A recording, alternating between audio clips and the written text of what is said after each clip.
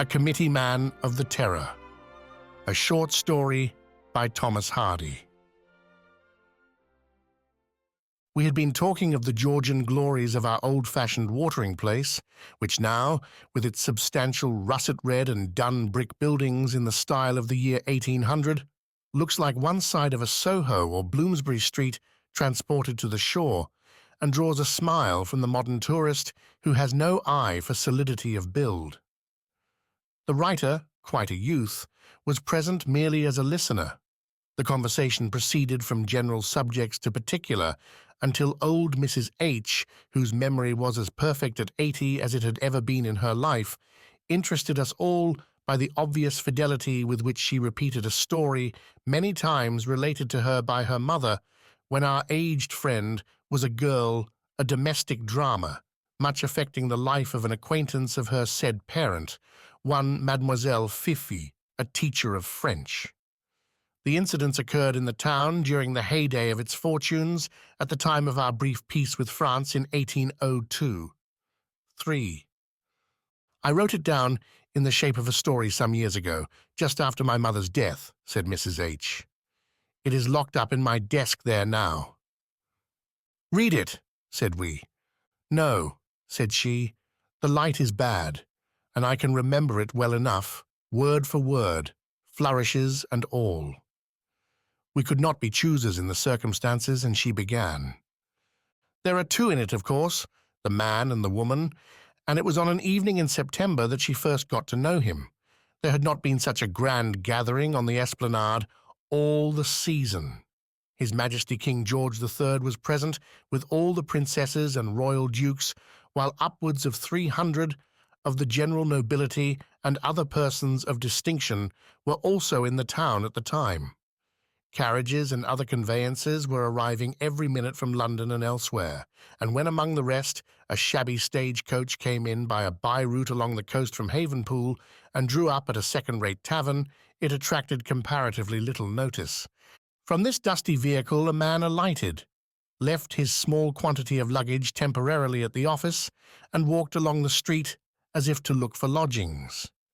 He was about 45, possibly 50, and wore a long coat of faded, superfine cloth, with a heavy collar and a hunched-up neckcloth. He seemed to desire obscurity. But the display appeared presently to strike him, and he asked of a rustic he met in the street what was going on, his accent being that of one to whom English pronunciation was difficult. The countryman looked at him with a slight surprise and said, "King George is here, and his royal court." The stranger inquired if they were going to stay long. "Don't know, sir. Same as they always do, I suppose." "How long is that?" "Till sometime in October. They've come here every summer since '89. The stranger moved onward down St. Thomas Street and approached the bridge over the harbour backwater that then, as now, connected the old town with the more modern portion. The spot was swept with the rays of a low sun, which lit up the harbour lengthwise, and shone under the brim of the man's hat and into his eyes as he looked westward. Against the radiance, figures were crossing in the opposite direction to his own. Among them, this lady of my mother's later acquaintance, Mademoiselle Fifi.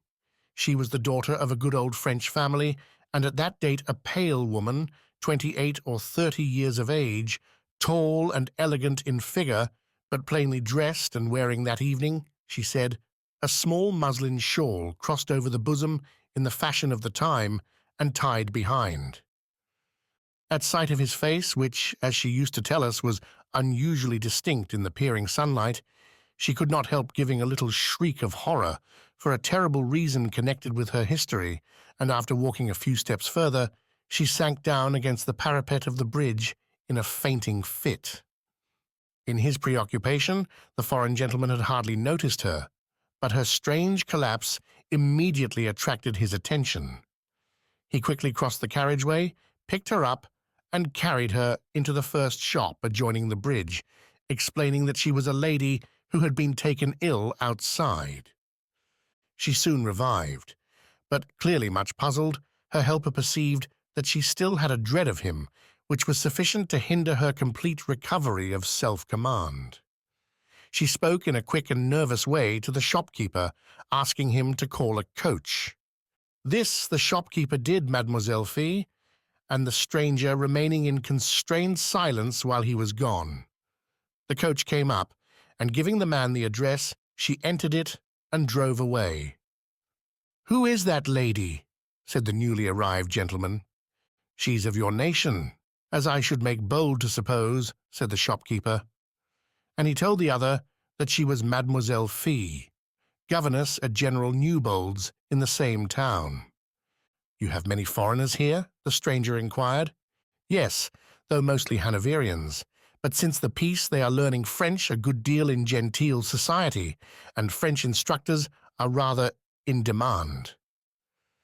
"Yes, I teach it," said the visitor. "I am looking for a tutorship in an academy."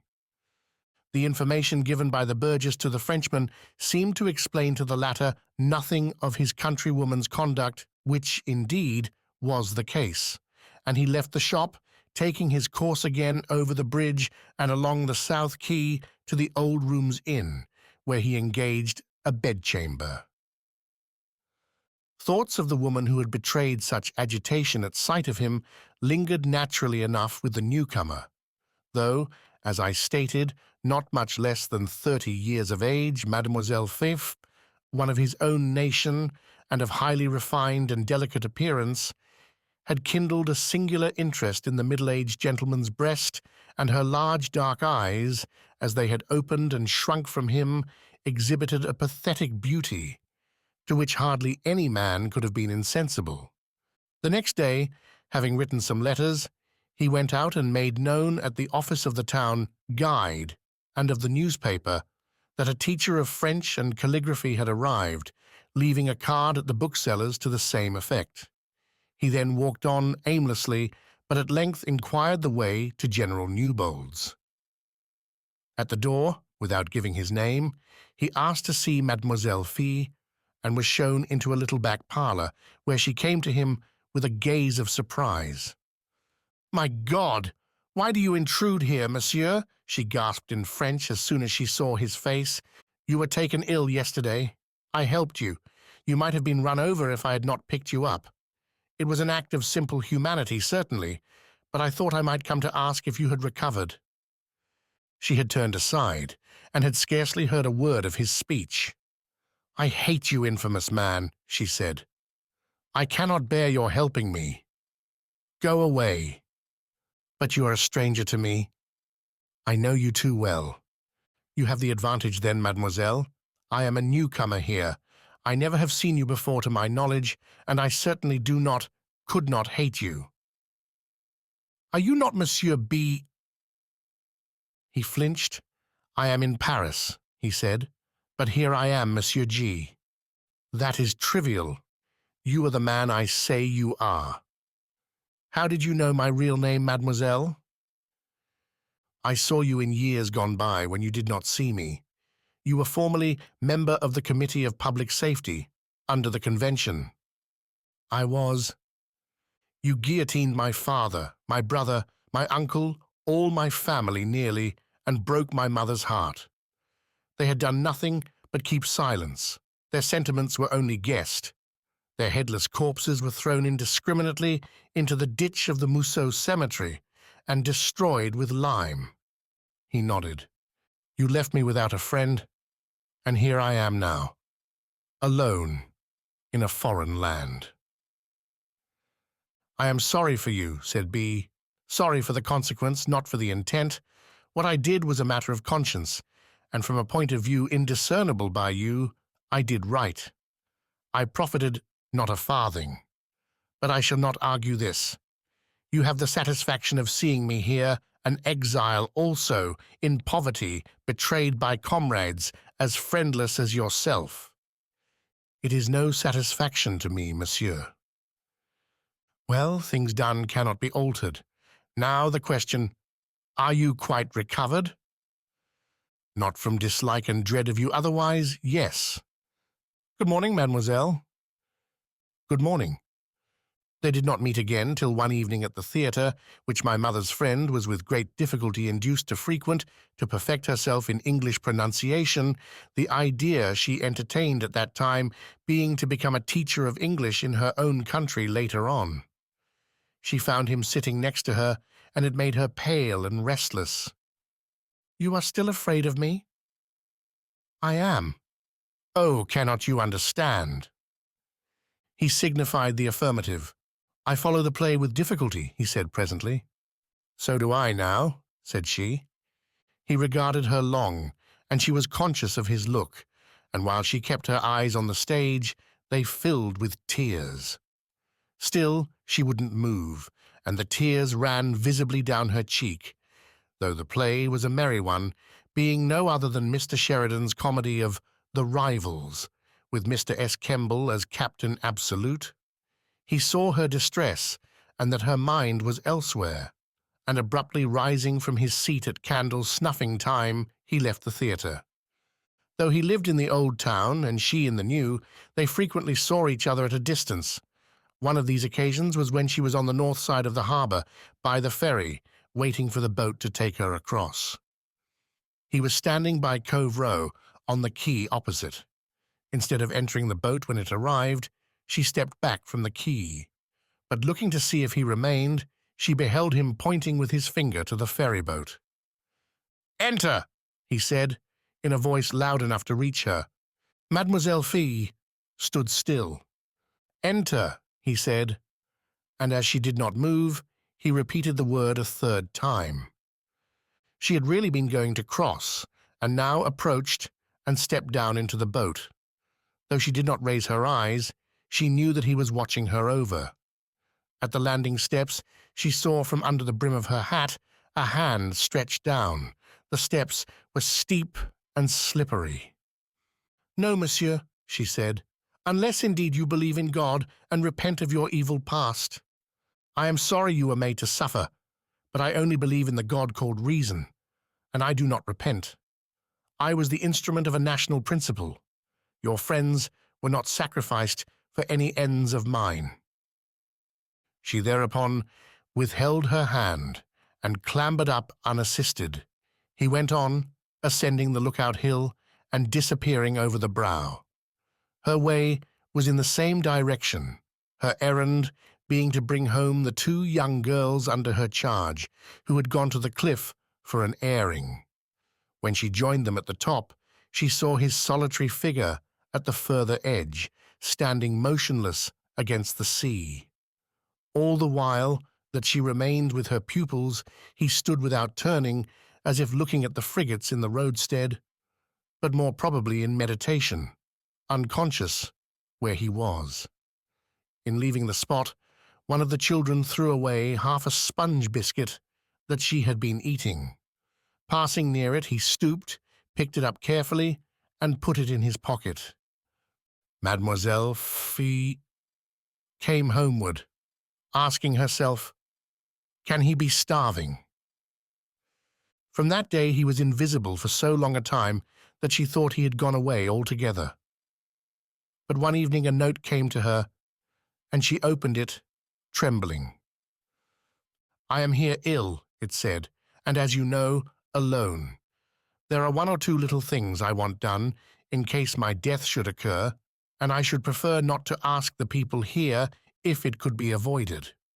Have you enough of the gift of charity to come and carry out my wishes before it is too late?" Now so it was that since seeing him possess himself of the broken cake, she had insensibly begun to feel something that was more than curiosity, though perhaps less than anxiety, about this fellow countryman of hers, and it was not in her nervous and sensitive heart to resist his appeal.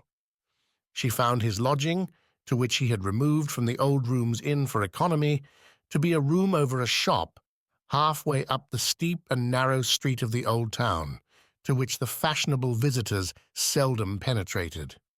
With some misgiving she entered the house and was admitted to the chamber where he lay. "You are too good," he murmured. And presently, "You need not shut the door. You will feel safer and they will not understand what we say.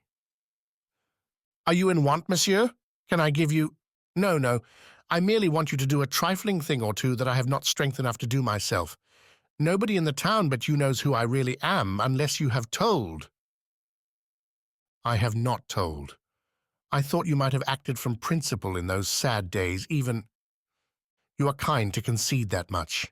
However, to the present, I was able to destroy my few papers before I became so weak. But in the drawer there you will find some pieces of linen clothing, only 2 or 3 marked with initials that may be recognized. Will you rip them out with a penknife? She searched as bidden, found the garments, cut out the stitches of the lettering, and replaced the linen as before. A promise to post in the event of his death, a letter he put in her hand, completed all that he required of her. He thanked her. "I think you seem sorry for me," he murmured. "And I am surprised. You are sorry?" She evaded the question. "Do you repent and believe?" she asked. "No." Contrary to her expectations and his own, he recovered, though very slowly, and her manner grew more distant thenceforward, though his influence upon her was deeper than she knew. Weeks passed away, and the month of May arrived. One day at this time she met him walking slowly along the beach to the northward. "You know the news?" he said. "You mean of the rupture between France and England again?" "Yes, and the feeling of antagonism is stronger than it was in the last war, owing to Bonaparte's high-handed arrest of the innocent English who were traveling in our country for pleasure. I feel that the war will be long and bitter, and that my wish to live unknown in England will be frustrated. See here." He took from his pocket a piece of the single newspaper which circulated in the county in those days, and she read, "The magistrates acting under the Alien Act have been requested to direct a very scrutinizing eye to the academies in our towns and other places, in which French tutors are employed, and to all of that nationality who profess to be teachers in this country. Many of them are known to be inveterate enemies and traitors to the nation, among whose people they have found a livelihood and a home." He continued, "I have observed since the declaration of war a marked difference in the conduct of the rougher class of people here towards me. If a great battle were to occur, as it soon will, no doubt feeling would grow to a pitch that would make it impossible for me, a disguised man of no known occupation, to stay here. With you, whose duties and antecedents are known, it may be less difficult, but still unpleasant. Now, I propose this. You have probably seen how my deep sympathy with you has quickened to a warm feeling, and what I say is, will you agree to give me a title to protect you by honoring me with your hand?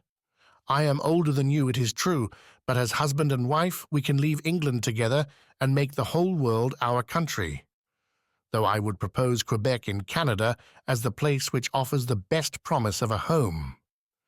"My God, you surprise me," said she. "But you accept my proposal?" "No, no, and yet I think you will, mademoiselle, some day." "I think not. I won't distress you further now." "Much thanks. I'm glad to see you looking better, monsieur. I mean, you are looking better." "Ah, yes, I am improving. I walk in the sun every day." And almost every day she saw him, sometimes nodding stiffly only, sometimes exchanging formal civilities. "You are not gone yet," she said on one of these occasions.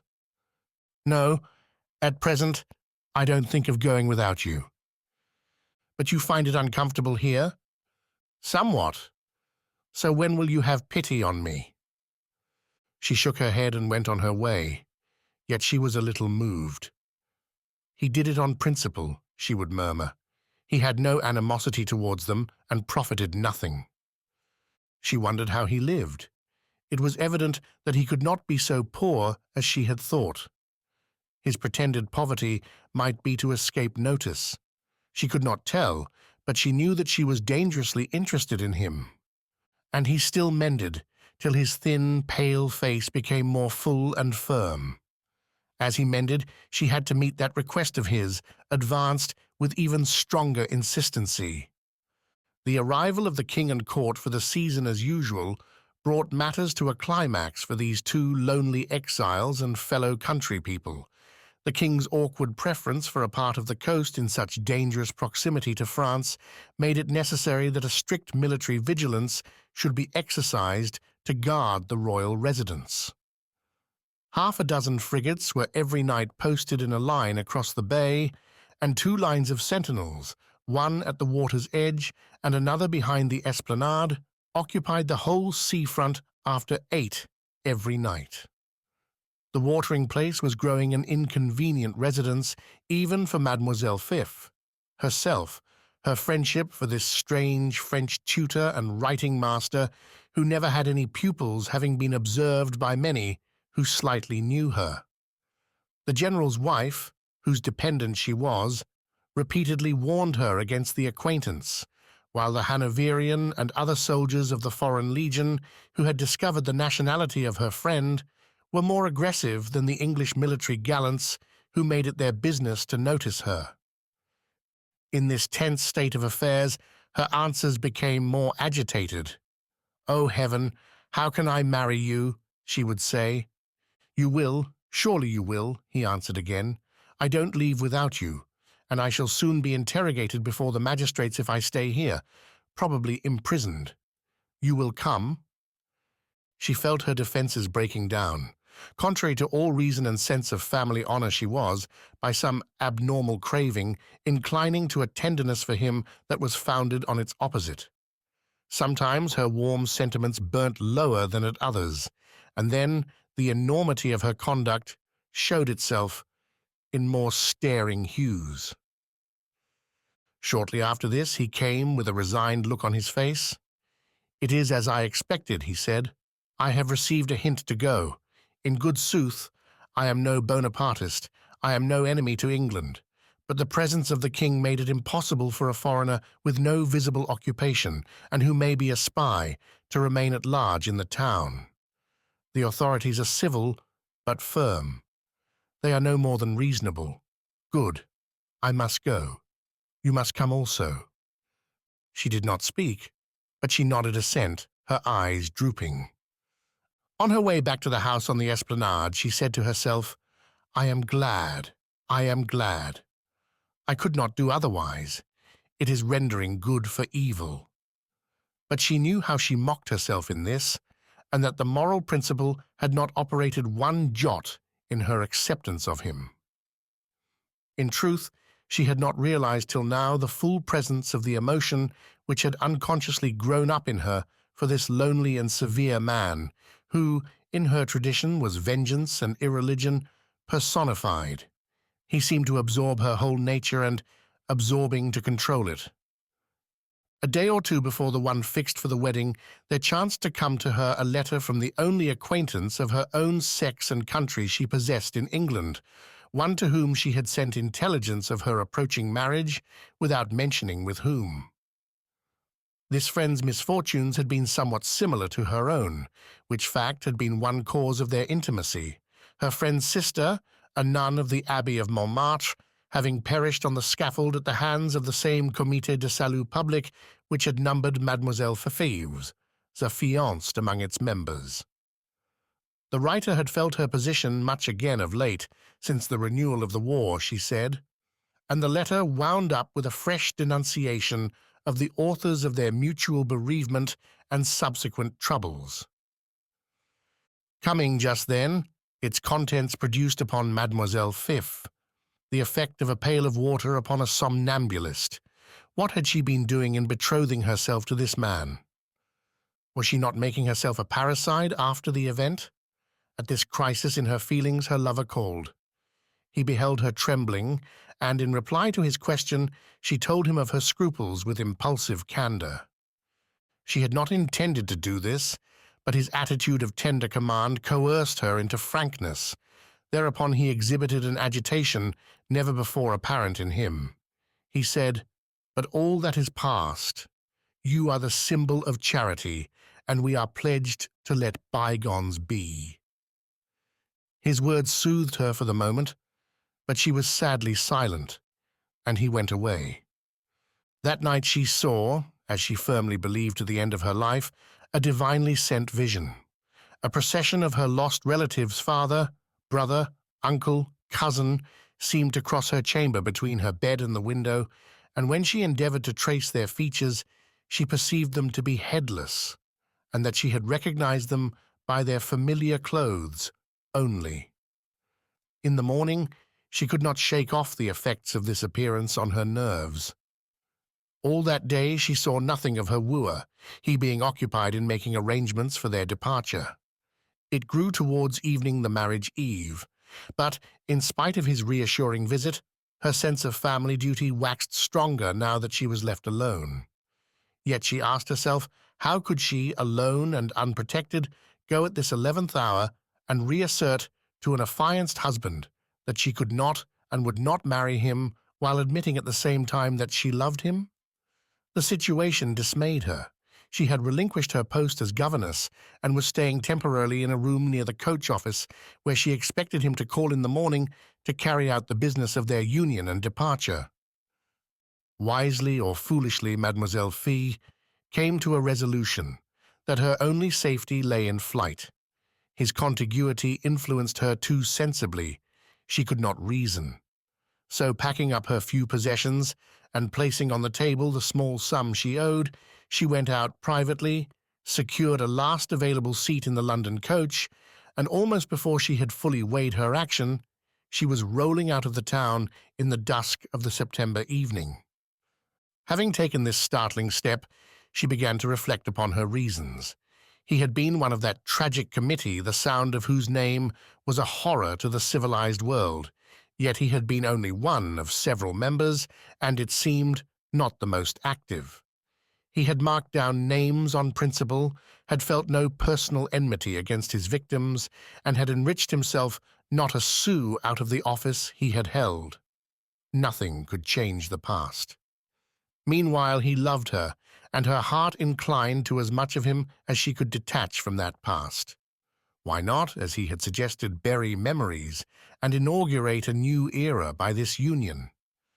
In other words, why not indulge her tenderness, since its nullification could do no good? Thus she held self-communion in her seat in the coach, passing through Casterbridge and Shottsford, and on to the White Hart at Melchester, at which place the whole fabric of her recent intentions crumbled down. Better be staunch, having got so far, let things take their course, and marry boldly the man who had so impressed her. How great he was, how small was she, and she had presumed to judge him. Abandoning her place in the coach with the precipitancy that had characterized her taking it, she waited till the vehicle had driven off, something in the departing shapes of the outside passengers against the starlit sky giving her a start, as she afterwards remembered. Presently the down coach, the Morning Herald, entered the city, and she hastily obtained a place on the top. "I'll be firm. I'll be his, if it costs me my immortal soul," she said. And with troubled breathings, she journeyed back over the road she had just traced. She reached our royal watering place by the time the day broke, and her first aim was to get back to the hired room in which her last few days had been spent. When the landlady appeared at the door in response to Mademoiselle Pfaff's nervous summons, she explained her sudden departure and return as best she could, and no objection being offered to her re-engagement of the room for one day longer, she ascended to the chamber and sat down panting. She was back once more, and her wild tergiversations were a secret from him whom alone they concerned. A sealed letter was on the mantelpiece. "Yes, it is directed to you, mademoiselle," said the woman who had followed her, "but we were wondering what to do with it. A town messenger brought it after you had gone last night." When the landlady had left, Mademoiselle Faux opened the letter and read, "My dear and honored friend, you have been throughout our acquaintance absolutely candid concerning your misgivings, but I have been reserved concerning mine. That is the difference between us.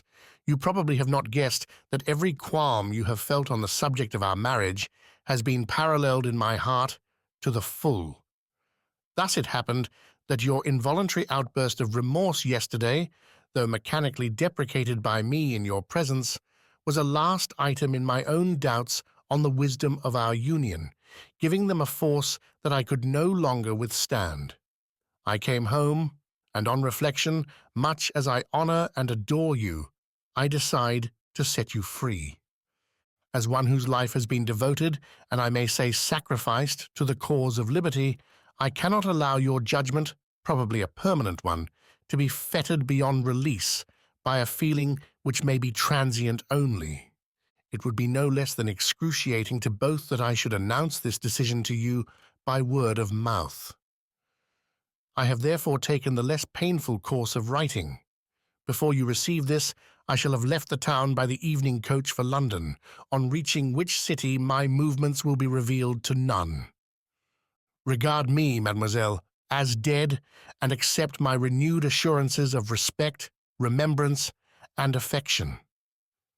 When she had recovered from her shock of surprise and grief, she remembered that at the starting of the coach out of Melchester before dawn, the shape of a figure among the outside passengers against the starlit sky had caused her a momentary start from its resemblance to that of her friend. Knowing nothing of each other's intentions, and screened from each other by the darkness, they had left the town by the same conveyance.